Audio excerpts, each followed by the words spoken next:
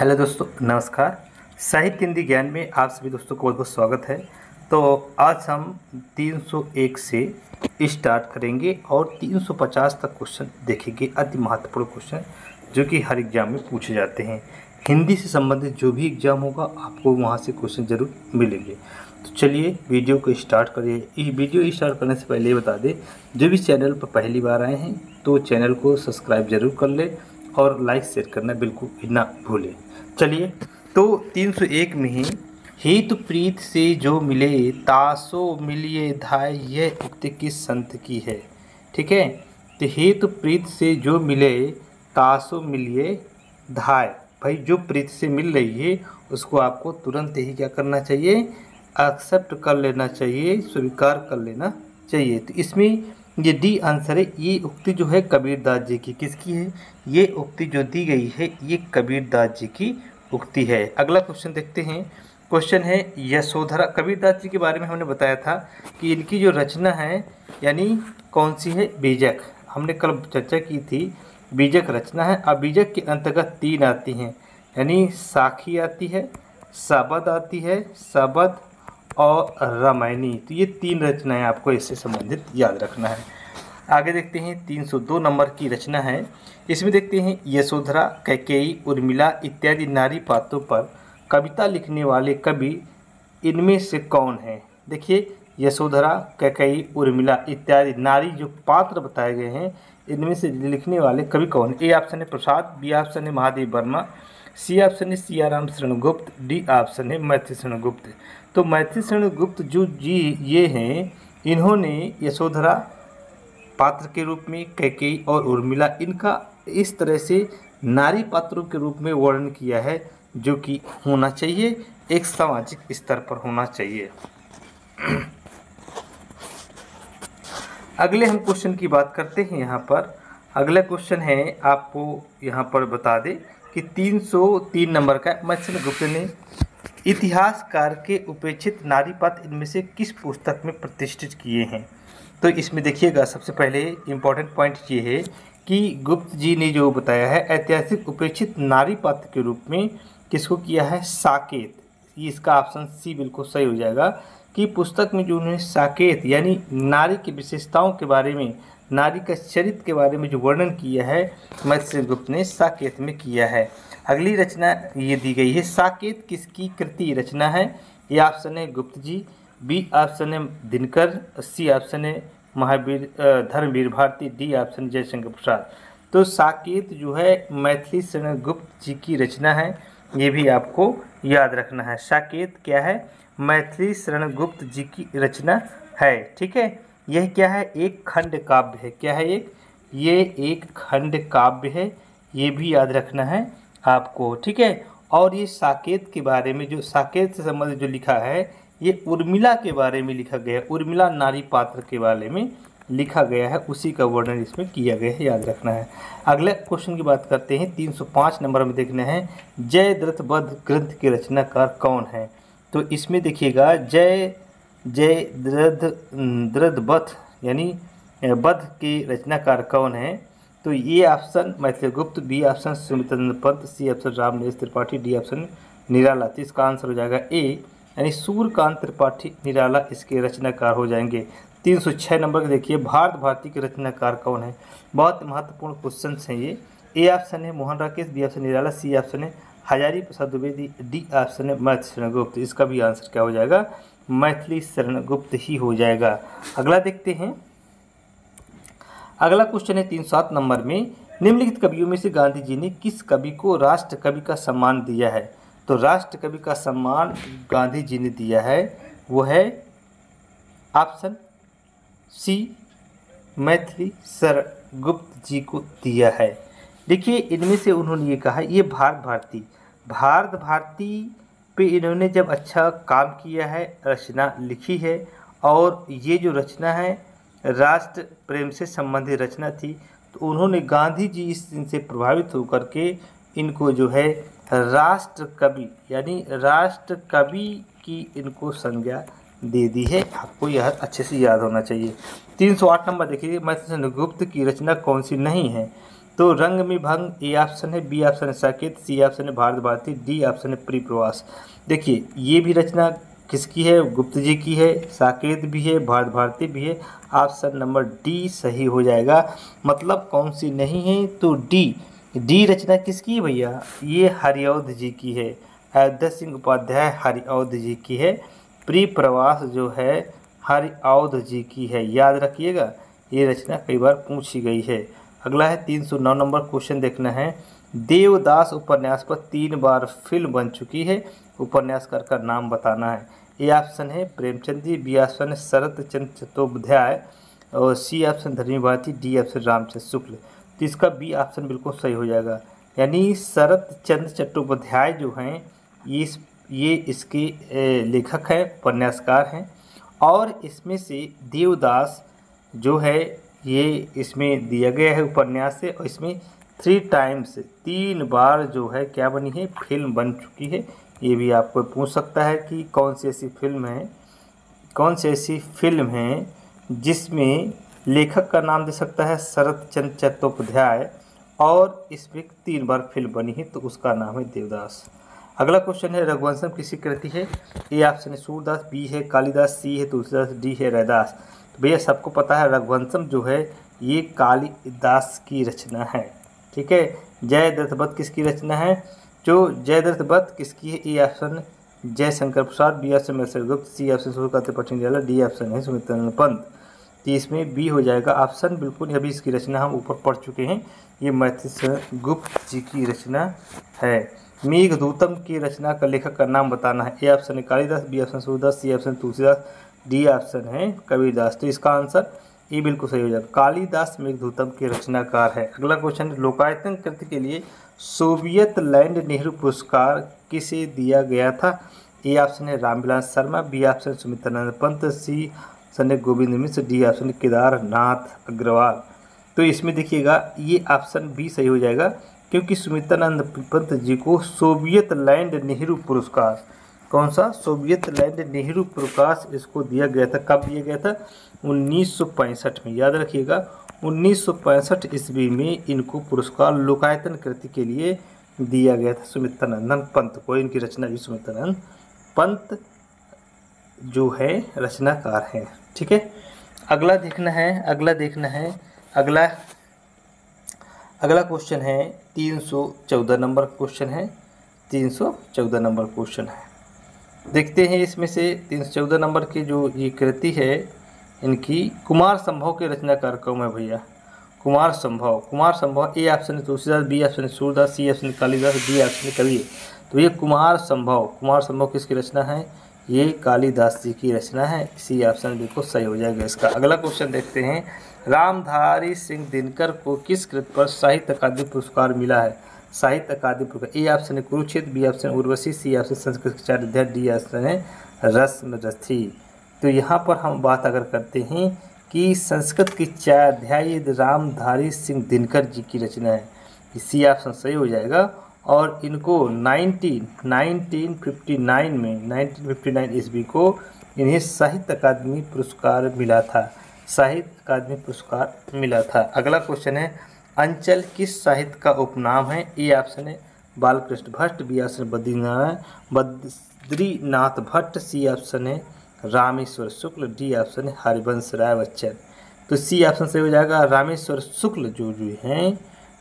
शुक्ल जो है इनको अंचल हिंदी का उपनाम से जाना जाता है, यानी अंचल क्या है, अंचल साहित्यकार के रूप में जाना जाता है। किसको, रामेश्वर शुक्ल को। अगला है 317 नंबर की, देखिए क्वेश्चन क्या है। 1974 में साहित्य अकादमी पुरस्कार प्राप्त शिवमंगल सिंह सुमन की रचना मिट्टी की बारात किस विधा की रचना है भैया। आप विधा पूछ ले, ए ऑप्शन है उपन्यास, बी ऑप्शन नाटक, सी ऑप्शन कथा और डी ऑप्शन है काव्य। मैंने इसके पहले सारी रचनाएं, देखिए मैंने क्या किया है, रचना और रचनाकार, ठीक है, और विधाएं, ये मैंने आपके विधा चैनल पर अपलोड कर दिया है। प्लेलिस्ट बनी हुई है और वहाँ पर डालेंगे तो आप प्लेलिस्ट सर्च कर लीजिएगा तो मिल जाएगा। ना होगा तो मैं आपको डिस्क्रिप्शन में इसका लिंक दे दूंगा, तो वहाँ से आप रचना, रचनाकार और साथ में विधाएं भी देख सकते हैं। इससे क्या होगा, आपको अच्छे से लर्न हो जाएगा और अगले जो क्वेश्चंस मिलेंगे वो आप अच्छे से कर पाएंगे। तो ये हो गया, समझ में आया। इसका जो आंसर क्या होगा भैया, पहला उपन्यास, नाटक, कथा और काव्य। तो ये एक क्या है, मिट्टी की बारात। मिट्टी की बारात जो है ये एक काव्य संग्रह है इनका, और इनके रचनाकार शिव मंगल सिंह सुमन जी हैं।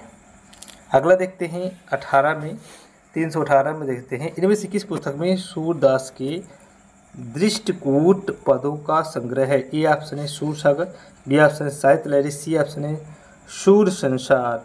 सूर संसार और इनमें से कोई नहीं, तो इसका करेक्ट आंसर हो जाएगा बी, साहित्य लहरी, सूर सागर, सूर की सरावली और श्री कृष्ण की बाल छवि पर अनुपम लेखनी अनुपम चली। तो इसमें ये दिया गया है, तो साहित्य लहरी, सूर सागर दिया गया, ये दिया है, ये दिया है सूर सरावली। सूर सारावली ये एक रचना है, ये भी आपको याद रखना है। तो यहाँ पर जो है बी ऑप्शन सही हो जाएगा। साहित्य लहरी जो है ये आपका हो जाएगा सूरदास के दृष्टिकूट पदों का जो वर्णन किया है संग्रह है, मिलेगा आपको साहित्य लहरी में। सूरदास के शिष्य का नाम बताना है, सूरदास किसके शिष्य थे, सॉरी ऐसा है। तो ए ऑप्शन है Vallabhacharya, B option Nanddas, C option Madhavacharya, D option है विठलनाथ। तो देखिए सूरदास जो थे वो बल्लभाचार्य, अब बल्लभाचार्य के पुत्र का नाम था विठलनाथ, ठीक है। तो बल्लभाचार्य के ये शिष्य सूरदास जी थे। बल्लभाचार्य की श्रेणी में कौन कौन आता है भैया, मैं यहाँ पर बता देता हूँ। देखिए बल्लभाचार्य की श्रेणी में आता है सूरदास तो है ही पहला, ठीक है ना। कृष्णदास आते हैं, कृष्णदास याद करिएगा, इनको पूछा जाता है कि कौन से किसके रचनाकार है, ठीक है। कृष्णदास हो गया, कुंभन दास हो गया, कुंभन दास, ठीक है। और इसके बाद आ जाएगा परमानंद, क्या हो जाएगा, परमानंद, ठीक है, दास। ये तीन ये हो गए, कृष्ण, कुंभन, परमानंद, सूरदास, ठीक है, चार ये हो गए। ऐसा याद कर सकते हैं कि कृष्ण सूरदास के साथ कुंभ में परम आनंद लिया, ये टिक बना सकते हैं, इससे याद हो जाएगा। अगला जो दिया गया है इसमें से विठलनाथ के भाई कौन कौन से हैं, विठलनाथ के भी तो देखना है। एक हो गया नंददास, यहाँ दिया है भैया, देखो यहाँ नंददास ये दिया है, एक तो ये मिल गया नंददास, ठीक है। चतुर्भुज दास, चतुर्भुज दास, और इसके बाद गोविंद स्वामी, कौन है, गोविंद स्वामी हो जाएगा, गोविंद स्वामी हो जाएगा, और छीत स्वामी हो जाएगा, क्या हो जाएगा, छीत स्वामी हो जाएगा। तो इस तरह से आप इनको याद करें। आवाज़ तो सुन ही पा रहे हैं तो बता सकते हैं इसमें। 320 नंबर का, वात्सल्य रस का सम्राट किस कवि को कहा जाता है भैया, बच्चा बच्चा जानता है। ए ऑप्शन सूरदास, बी है तुलसीदास, सी ऑप्शन बिहारी और डी ऑप्शन नंददास। ये सूरदास जी को कहा जाता है वात्सल्य रस के, क्योंकि ये बच्चों से संबंधित क्रीड़ा खेल के लिए जाने जाते हैं, इसलिए वात्सल्य रस के रूप में जाना जाता है। ये ऑप्शन सही हो जाएगा। 21 नंबर, इनमें से कौन सी कृति सूरदास की नहीं है। मैंने बताया था कि सूरदास की सूरसागर बिल्कुल है, साहित्य लहरी भी है, सूर सारावली भी है, और सुंदर विलास नहीं है। किसकी, ये सुंदर विलास रचना नहीं है। ये किसकी हो सकती है, ये सुंदर है तो सुंदर दास की हो जाएगी, सुंदर दास की ये रचना होगी, याद रखिएगा।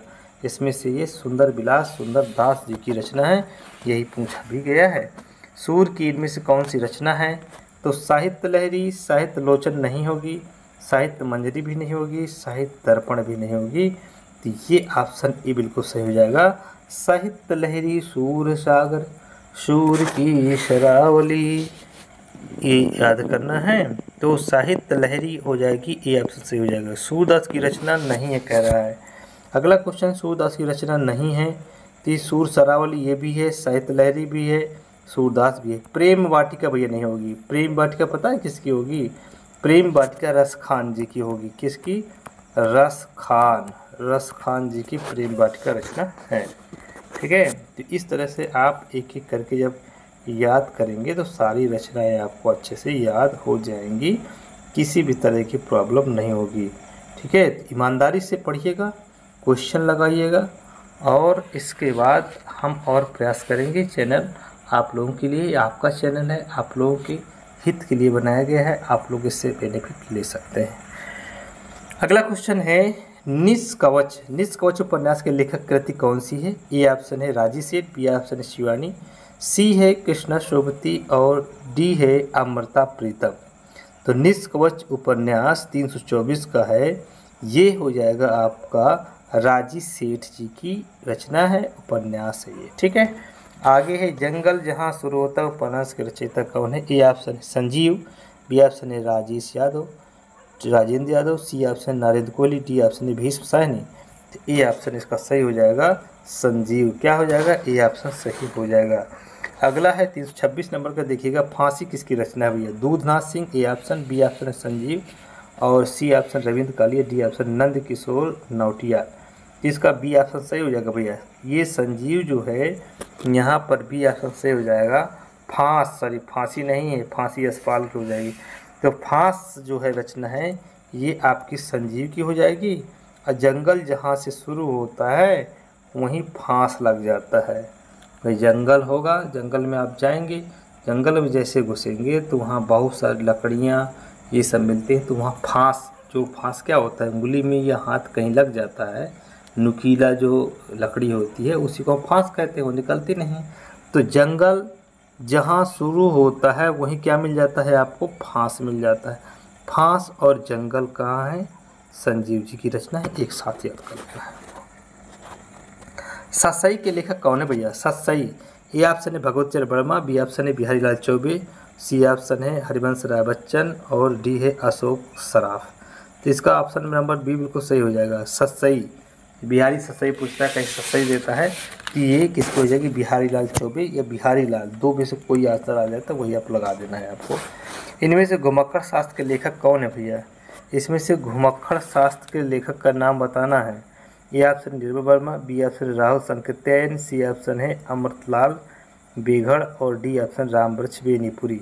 तो बी ऑप्शन सही हो जाएगा। घुमक्कड़ और यात्रा वृतांत जो भी संबंधित है ये, क्योंकि राहुल सांकृत्यायन ऐसे हैं जो कि एक जगह उनकी यात्रा चलती ही रहती थी, इसलिए ऑप्शन नंबर 20 सही हो जाएगा, राहुल सांकृत्यायन। 229 का देखिएगा, 329 सॉरी, बोलगा से गंगा इनमें से किस विधा की रचना है? बोलगा से गंगा किस विधा की रचना है? तो ये हो जाएगा, ए है उपन्यास, बी है संस्मरण, सी है यात्रा वृतांत, डी है कहानी संग्रह हो जाएगा। क्या हो जाएगा? बोलगा से गंगा ये एक कहानी संग्रह हो जाएगा, 229 का हो जाएगा। ये किसकी है? राहुल जी की है। किसकी है? ये राहुल जी की है, कहानी संग्रह के अंतर्गत आता है। अगला है किन्नर देश में यात्रा संस्मरण के लेखक कौन है? विधा तो है इसकी यात्रा संस्मरण, किन्नर देश में ये आपकी रचना है और किसकी है? ये राहुल जी की। ये ऑप्शन बिल्कुल यहाँ पर सही हो जाएगा। अगला क्वेश्चन है ठीकरे की मंगनी उपन्यास किसने लिखा है? ठीकरे की मंगनी जो उपन्यास है, ए ऑप्शन है मृदुला गर्ग, बी ऑप्शन है नासिरा शर्मा, सी ऑप्शन है सुधा अरोड़ा, डी ऑप्शन है सूरबाला। तो बी ऑप्शन सही हो जाएगा। नासिरा शर्मा की यह रचना है, कौन सी है? ठीकरे की मंगनी। नासिरा यानी हो जाएगा, किसका हो जाएगा? नासिरा शर्मा की रचना है। 332 में बूढ़ी काकी तथा अन्य नाटक की रचनाकार कौन है? ए ऑप्शन है राजी सेठ, बी ऑप्शन है चित्ता मुदगल, डी ऑप्शन है कृष्णा शोभती और ये हो जाएगा सुधा अरोड़ा। तो बूढ़ी काकी 332 नंबर की जो रचना है ये हो जाएगी चित्रा मुदगल की रचना है। बी ऑप्शन से हो जाएगा, किसकी है? चित्ता मुदगल की रचना है। याद रखिएगा कौन सी है? बूढ़ी काकी तथा अन्य नाटक किसकी रचनाकार कौन है?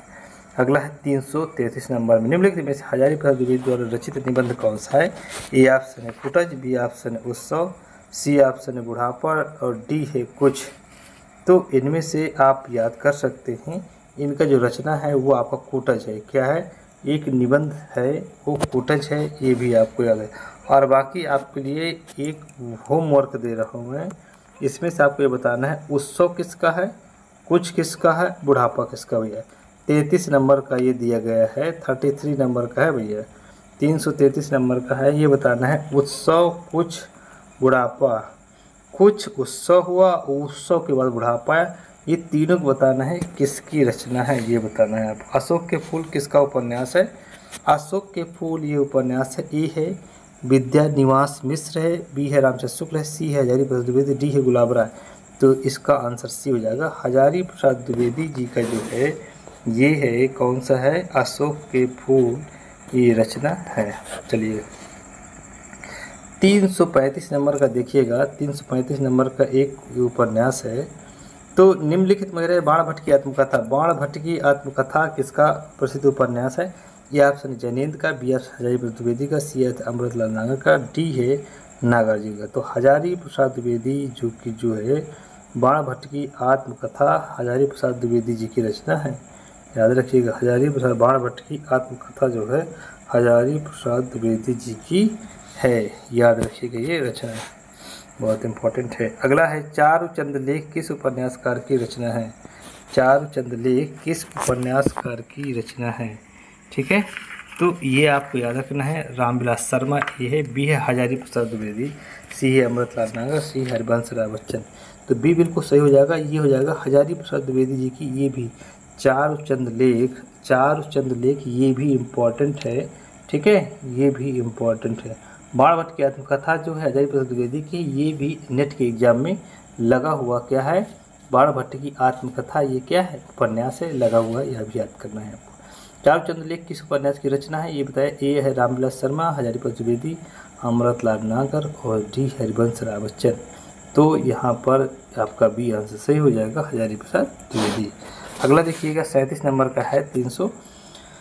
हिंदी साहित्य का आदिकाल किस आलोचक की कृति है? हिंदी साहित्य का आदिकाल किस आलोचक की कृति है? ए ऑप्शन रामचंद्र शुक्ल है, बी ऑप्शन बाबू गुलाब राय, सी है हजारी प्रसाद द्विवेदी। हिंदी साहित्य का आदिकाल ये हजारी प्रसाद द्विवेदी की है और डी है श्याम सुंदर दास। तो इसका जो आंसर हो जाएगा Hazari Prasad Dwivedi, option number C बिल्कुल सही हो जाएगा यहाँ पर। अगला कादम्बरी किस लेखक की रचना है? कादम्बरी किस, ए ऑप्शन है भभूति, बी ऑप्शन है बाणभट्ट और सी ऑप्शन है यहाँ पर, सी ऑप्शन क्या है भैया? सी ऑप्शन है विद्यापति और डी है कबीर। तो ये बी ऑप्शन हो जाएगा, बाणभट्ट हो जाएगा। बी ऑप्शन क्या हो जाएगा? बाणभट्ट की कादम्बरी जो है ये बाणभट्ट जी की रचना है। एक कहानी ये भी आत्मकथा के रचनाकार कौन है? एक कहानी ये भी आत्मकथा के रचनाकार कौन है? ए ऑप्शन है मनु भंडारी, बी ऑप्शन है मृदुला गर्ग, सी ऑप्शन है कृष्ण सुब्रती, डी है महादेवी वर्मा। तो यह एक कहानी यह भी मन्नू भंडारी जी की रचना है। एक कहानी यह भी आत्मकथा है। क्या है? आत्मकथा मन्नू भंडारी जी की है, याद करिएगा। अगला 340 में हिंदी के सफलतम उपन्यासों में गिना जाने वाला आपका बंटी के उपन्यास कौन है? देखिए हिंदी के सफलतम उपन्यासों में गिना जाने वाला एक सफल उपन्यास है आपका बंटी। ये किसका उपन्यास है भैया? ये बताइएगा। ए ऑप्शन है चित्रा मुदगल, बी ऑप्शन है मन्नू भंडारी, सी है मृदुला गर्ग, डी है कृष्ण सुब्रती। तो बी हो जाएगा मन्नू भंडारी। ये बहुत इम्पोर्टेंट है, ये भी क्वेश्चन कई बार एग्जाम में ट्रेंड किया हुआ है। ठीक है, अब दिया गया है यूपीएसआई ऑनलाइन, लेकिन अलग अलग एग्जाम में हिंदी के एग्जाम में पूछा ही जाता है। अगला क्वेश्चन, बिना दीवार के घर मन्नू भंडारी की यह कृति किस विधा पर है? ये बता दिया, बिना दीवार के घर मन्नू भंडारी की है, आपका बंटी मन्नू भंडारी का है, लेकिन इसमें ए ऑप्शन है नाटक है, बी ऑप्शन है एकांकी है, सी है कहानी है, डी है उपन्यास है। तो यहाँ पर बताना है कि ये किस विधा पर है। बिना दीवार के घर ये है आपका नाटक है, ये ऑप्शन सही हो जाएगा। यह एक क्या है? बिना दीवार के घर एक नाटक है। 342 नंबर देखिए, कौन सी रचना प्रसिद्ध कथाकार मन्नू भंडारी की नहीं है? ये ऑप्शन है नई नौकरी, ये है भैया, ये क्या है? ये बिल्कुल है। पिंजरे की उड़ान, ये आपका नहीं है। सी है यही सच है, ये भी है। अकेली, ये भी है। तो पिंजरे की उड़ान जो है ये बताना है। 342 का क्वेश्चन है, ये किसकी रचना है? ये है यशपाल की। किसकी है? यशपाल जी की रचना है भैया, याद करिएगा, अच्छे से याद कर लीजिएगा। पिंजरे की उड़ान ये किसकी है? यशपाल की है, मन्नू भंडारी की रचना नहीं। यही इसका आंसर यहाँ पर हो जाएगा। ठीक है, अगला टेढ़े मेढ़े रास्ते अपने खिलौने, टेढ़े मेढ़े रास्ता 1946, अपने खिलौने 1957 और भूले बिसरे चित्र 1959। उपन्यास किस साहित्यकार की रचना है? A Agyeya, B option Makhanlal Chaturvedi, C option है भगवती चरण वर्मा, डी है वासुदेव शरण अग्रवाल। तो सी बिल्कुल सही हो जाएगा। भगवती चरण वर्मा की रचना है। भोले विसर्जित, ये भी कई बार पूछी गई है। टेढ़े मेढ़े रास्ते पूछी गई है। अपने खिलौने, ये सारी रचनाएं पूछी गई हैं, तो आप जरूर याद करिएगा। ऑप्शन सी बिल्कुल सही हो जाएगा। अगली रचना देखिएगा, भगवती चरण वर्मा की पुस्तक कौन सी है? ये ऑप्शन है मैला आंचल। मैला आंचल बिल्कुल भी नहीं है। कौन सी है? ये नहीं है। आधे अधूरे, ये भी रचना नहीं है। चित्रलेखा जो है ये भगवती चरण वर्मा जी की है। इनमें से कोई नहीं पूछ रहा है। तो 344 में याद रखिएगा, तो इसमें से ये ध्यान रखिएगा, ये आपको अलग अलग तरीके से, ठीक है, ये याद रखना है किसकी कौन सी रचना है। इसमें से चित्रलेखा जो है इनकी भगवती चरण वर्मा की जो है पुस्तक है ये, ठीक है, आगे याद रखिएगा। चलो आगे चलते हैं हम लोग। आगे देखिएगा, इसमें मधुशाला किसके द्वारा रचित है? मधुशाला, ए ऑप्शन है यहाँ पर। ए ऑप्शन कौन सा हो जाएगा? 345 नंबर क्वेश्चन नंबर है। मधुशाला किसके द्वारा रचित है? ए ऑप्शन है Gupt, B option Sumitranand Pant, C option Harivansh Rai Bachchan, D option Mahadevi Verma. तो इसका भैया बिल्कुल सबको जानता है, मधुशाला, मधुबाला, इस तरह से जो आते हैं, क्या भूलूं क्या याद करूं, इनकी जो रचना है हरिवंश राय बच्चन जी की रचना है। 346 नंबर में हरिवंश राय बच्चन जी की किस युग के कवि माने जाते हैं भैया? उत्तर छायावाद। छायावाद दो है, ठीक है, पहला है और बाद का है। तो बाद का जो है उत्तर छायावाद के नाम से हम जानते हैं हरिवंश राय बच्चन जी की। और आप ये भी लगा सकते हैं कि छायावाद युग के हैं, ठीक है, छायावाद युग के हैं, बस इतना भी कर सकते हैं, ये भी आंसर सही हो जाएगा। अग्निपथ किसकी रचना है? ए ऑप्शन है हरिवंश राय बच्चन, बी ऑप्शन है रामदास दिनकर की, सी ऑप्शन है महादेवी वर्मा, और डी है हो जाएगा दुष्यंत सिंह। ए ऑप्शन बिल्कुल सही हो जाएगा। अग्निपथ जो है हरिवंश राय बच्चन जी की रचना है। ए ऑप्शन इसे बिल्कुल सही हो जाएगा। अगला है, रंग बरसई भीगे चुनर वाली रंग बरसे। तो ये यहाँ पूछा गया है, जब होली के समय में ये गीत गाया जाता है, ठीक है, गीत के रचनाकार कौन है? तो ये गीतकार रचनाकार इनमें से कौन है? A option Harivansh Rai Bachchan, B है साहिर लुधियानवी, सी है अग्गे, डी है मुक्तिबोध। तो इसको भैया पहला सही हो जाएगा। और अमिताभ बच्चन जी जो है होली के समय में इस गीत को बहुत अच्छे से गाते हैं, क्योंकि आपको पता है हरिवंश राय बच्चन जी के पुत्र जो हैं, ये पुत्र का नाम है, क्या नाम है बताइए जल्दी से? अमिताभ बच्चन, ठीक है, अमिताभ बच्चन के पुत्र अभिषेक बच्चन। इस तरह से आप याद कर सकते हैं। 349 नंबर का साहित्य लहरी पुरस्कार प्राप्त निराला की साहित्य साधना किसकी कृति है, बताना है। तो भैया निराला की साहित्य साधना, अब निराला जी नहीं होंगे इसके रचनाकार, ध्यान रखिएगा। साहित्य अकादमी पुरस्कार प्राप्त निराला की साहित्य साधना कृति किसकी है? रामविलास शर्मा जी की। ये सबसे बड़े आलोचक के रूप में जाने जाते हैं, ठीक है ना, रामविलास शर्मा जी हैं इसके। अगले क्वेश्चन की बात करते हैं, पंच परमेश्वर कहानी के लेखक कौन है? A option Jainendra, B option Jaishankar Prasad, C है मुंशी प्रेमचंद, डी है सुदर्शन। तो इसका प्रेमचंद, मुंशी प्रेमचंद जाने जाते हैं। ये पंच परमेश्वर एक कहानी है और जिसके लेखक मुंशी प्रेमचंद जी हैं। तो आई होप ये चीज़ें आपको समझ में अच्छे से आ गई होंगी। अगर कोई भी किसी तरह की रिक्वायरमेंट हो, अगर कोई भी किसी टॉपिक पर आपको चाहिए या ज़रूरी हो, तो मुझे कमेंट करके ज़रूर बताइएगा। मैं उस पर वीडियो बनाने का प्रयास करूंगा, और मेरा प्रयास ये रहता है गलतियां कम से कम हो, मैं इन्हें एनालाइज करता हूं एक बार, इसके बाद आप लोगों को बताने का प्रयास करता हूं। तो चलिए अगले वीडियो मिलते हैं, तब तक के लिए नमस्कार, जय।